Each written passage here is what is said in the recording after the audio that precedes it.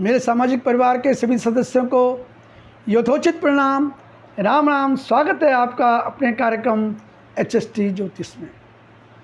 दोस्तों, आज हम चर्चा करेंगे मेष लग्न की कुंडली में कौन ग्रह योग कारक है, कौन ग्रह मारक है और कौन ग्रह सम है। मैंने अपने पिछले वीडियो में आपको बताया था कि योग कारक ग्रह की क्या डेफिनेशन होती है, मारक ग्रह की क्या डेफिनेशन होती है। योग कारक ग्रह की जो डेफिनेशन है, ग्रह जहाँ बैठे जहाँ देखे उस भाव के फलों में वृद्धि कर देते हैं, वो योग कारक ग्रह होते हैं। जब तक कि उनकी प्लेसमेंट सही हो, वो अस्त न हो, 6, 8, 12 में न हो, तब तक योग कारक ग्रह अच्छा फल देते हैं। मारक ग्रह कुंडली में हमेशा मारक होते हैं जब तक कि उन पर कोई विपरीत राजयोग की थ्योरी एप्लीकेबल न हो। दोस्तों, चर्चा में जाने से पहले मैं आपको बता दूं कि जिन लोगों ने अभी तक हमारी चैनल को सब्सक्राइब नहीं किया है, वो प्लीज़ सब्सक्राइब कीजिए, लाइक कीजिए, शेयर कीजिए। वो कमेंट्स के द्वारा हमें बताएं कि हमारा प्रोग्राम आपको कैसे लगता है। करते हैं चर्चा मेष लग्न की कुंडली में कौन ग्रह योग कारक हैं, कौन ग्रह मारक हैं और कौन ग्रह सम है। मैं आपको कुंडली के माध्यम से बताना चाहूँगा। मैंने एक कुंडली ड्रॉ कर रखी है। ये मेष लग्न की कुंडली है। मेष लग्न की कुंडली इसलिए है कि लग्न में ही 1 नंबर लिखा हुआ है। 1 नंबर जहाँ पर लिखा रहता है वो मेष लग्न होता है। तो मेष लग्न का स्वामी जो है वो मंगल होता है। मंगल यहाँ पर लग्न का स्वामी और अष्टम स्थान का स्वामी है, लेकिन लग्नेश होने की वजह से, इस कुंडली का एज ए चीफ मिनिस्टर होने की वजह से मंगल यहाँ पर योग कारक ग्रह है।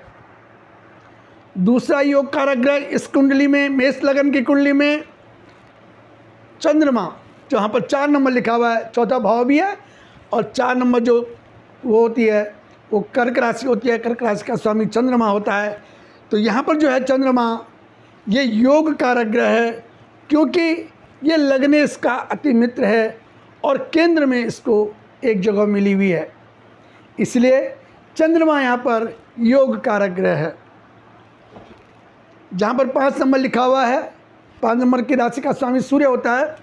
सूर्य त्रिकोण में इसको जगह मिली हुई है, लग्नेश का अति मित्र है और त्रिकोण में स्थान मिला हुआ है, इसलिए सूर्य भी यहाँ पर अति योग कारक ग्रह है। उसके बाद जो योग कारक ग्रह है वो जहाँ पर 9 नंबर लिखा हुआ है, 9 नंबर बृहस्पति इसका स्वामी होता है और 12वें नंबर का स्वामी जहाँ पर 12 लिखा हुआ है, इन दोनों भावों का स्वामी बृहस्पति है। बृहस्पति भी इस कुंडली में, मेष लग्न की कुंडली में अति योग कारक ग्रह है, क्योंकि ये लग्नेश का अति मित्र है और इसकी मूल त्रिकोण राशि एक त्रिकोण में बैठी हुई है, इसलिए बृहस्पति यहाँ पर अति योग कारक ग्रह है। मैं प्लेसमेंट की बात नहीं कर रहा हूँ।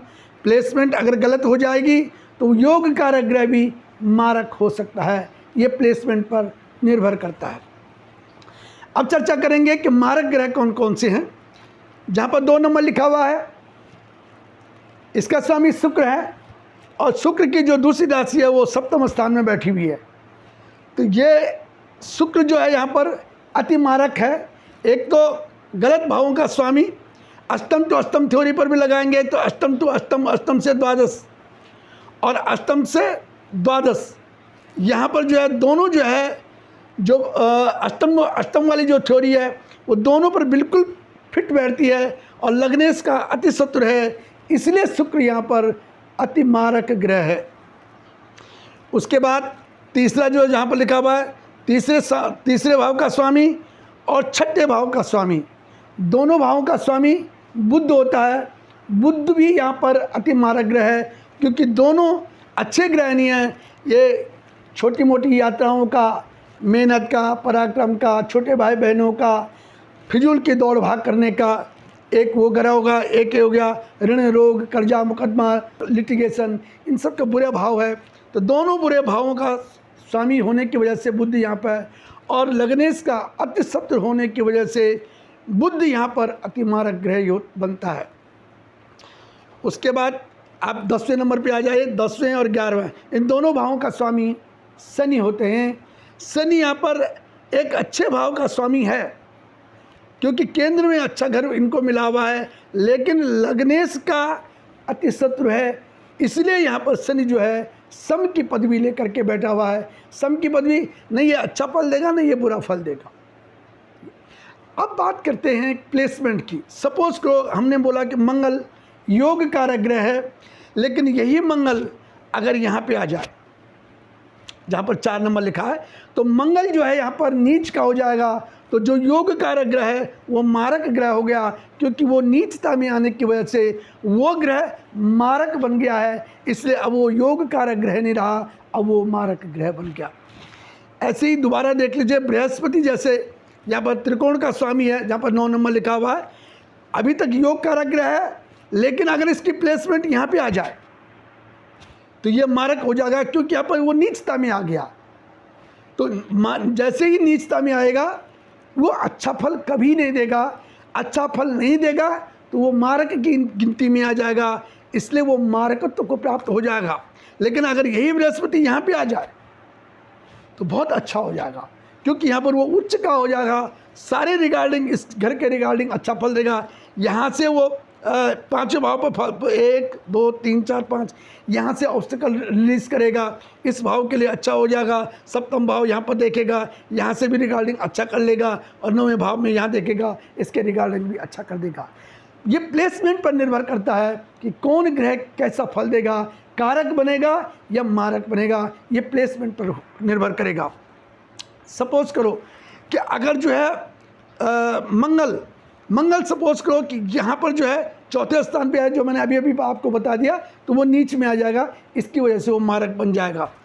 बुध अगर यहाँ पर जो है मारक ग्रह है, बुध अगर 6ठे भाव 6 8 12 में कहीं भी होगा, और अगर लग्नेश बली हुआ तो उस पर विपरीत राजयोग बनेगा, तो जो मारक ग्रह है वो भी अच्छा फल देना शुरू कर देगा। दोस्तों आज के एपिसोड में इतना ही। अगले एपिसोड में फिर हम किसी और पर चर्चा करेंगे। तब तक के लिए बहुत बहुत प्रणाम।